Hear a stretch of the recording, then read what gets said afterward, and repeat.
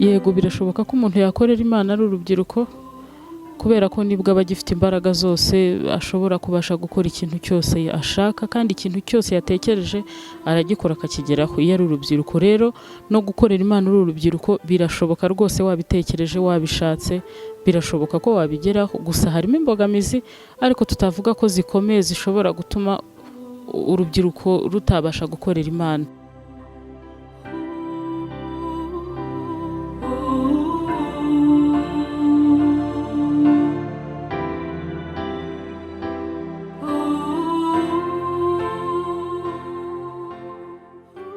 Imbogamizi zihari wenda ni nyinshi, ariko izo ntahisemo nshobora kuvuga ni ebyiri gusa.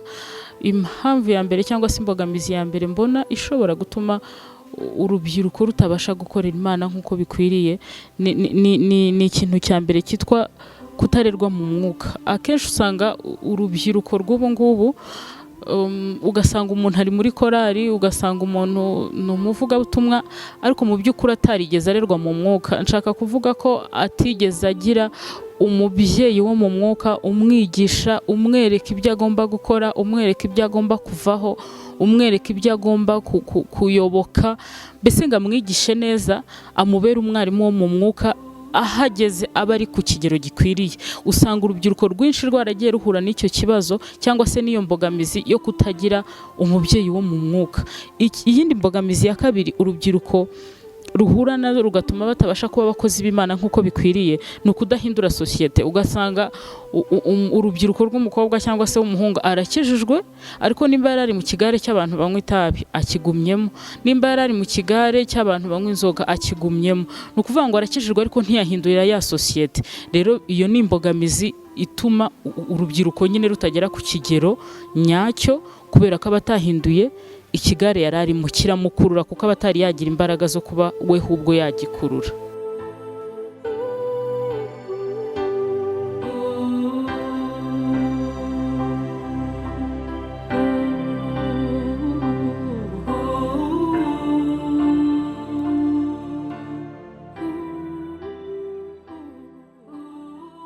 Ukuntu rero ushobora guhangana n'izo mbogamizi bigatuma uvamo umukozi w'Imana nyawe, cyangwa se ukaba urubyiruko ufite imbaraga zawe z'ubusore kandi uri n'umukozi w'Imana nyawe, ni ukubanza ugashaka umubyeyi ukurera wo mu mwuka. Umuntu wese agira uwo agomba gufataho nk'icyitegererezo. Umuntu rero nagira inama urubyiruko, buri muntu wese unkurikiye ashaka umubyeyi wo mu mwuka umugeza ku kigero nyacyo niba atamufite. Ni ukuvuga ngo ushaka umuntu uzajya ubaza ibibazo byose wibaza, uzajya ubwira challenge cyangwa se ibintu uhura nabyo ukabona biragukomereye, ugira umuntu uzajya ubibaza akabigusubiza, apana kubitekerezaho cyangwa se ukabyibaza bikarangirira aho ngaho. Oya, birangira wisubije ibitari byo bikakujyana mu nzira mbi. Rero birasaba ko buri muntu wese agira umubyeyi wo mu mwuka umugeza ku kigero nyacyo, akavuga ko ngo uyu muntu arakuze nawe ashobora kujya kurera abandi. Rero icyo nicyo gisubizo cya mbere mbona. Icya kabiri nuko ugomba guhindura sosiyete wari urimo cyangwa se umuryango wabarizwagamo. Ni ukuvuga ngo niba uhisemo inzira yo gukizwa, aho wari uri abo mwagendanaga harahari birumvikana, hahindure, ugende ubanza uvoma imbaraga, uhinduke, ugire imbaraga zikwiriye zizatuma usubira kuzana ahubwo na ba bandi.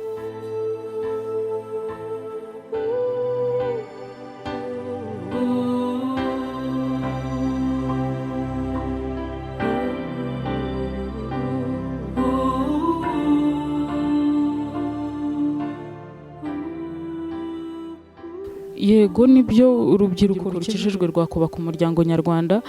Wenda reka dufatire urugero kuri bino bibazo bitatu bihangayikishije igihugu cyacu turimo duhura nabyo. Ikibazo cya mbere, hari abantu benshi barimo mu biyobyabwenge, urubyiruko rwinshi rwagiye mu nzira z'ibiyobyabwenge.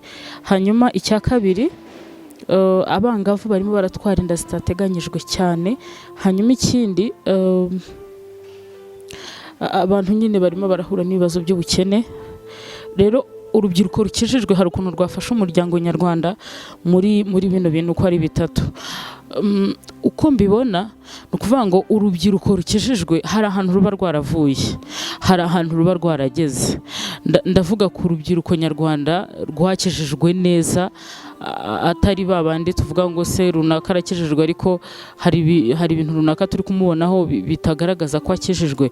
Urubyiruko rukijijwe ndi kuvugaho ni urubyiruko rukijijwe nyine rufite indangagaciro z'umuntu ukijijwe nyine nyawe uri ku kigero gishyitse. Rero uwo nguwo ashobora guhindura umuryango nyarwanda gute? Ni ukuvuga ngo muri kwa guhinduka kwe agiye akavoma imbaraga, akabona wa muyobozi umwigisha akagera ku rugero rushyitse, birashoboka cyane ko asubira muri ya sosiyete yabagamo yanywaga itabi, yabagamo b'abakobwa bari mu bigare bitari byo bagatwara inda zitateganyijwe. Birashoboka ko asubira cyane muri ya sosiyete yabagamo, akabahindura akabakurayo. Twarababonye cyane rwose, dufatiye urugero wenda reka dufatire urugero ku muntu tuzi twese kuri social media witwa Pasiteri Theogene. Yabaga mu ngeso zitari nziza arabyivugira, ariko uyu munsi agejeje urubyiruko rwinshi ku kigero gishimishije. Abantu banywaga itabi barimo baragenda babivamo, za mayibobo zabaga ku muhanda arimo aragenda zivanayo, kuko hari uburyo azibabagaho, arimo aragenda akabafata akabazana kandi akabahindura bigakunda. Rero urubyiruko rukijijwe rugira umumaro mu gihugu cy'u Rwanda cyangwa se no ku muryango nyarwanda neza, iyo basubiye inyuma bakajya gukura bagenzi babo mu byo babasizemo.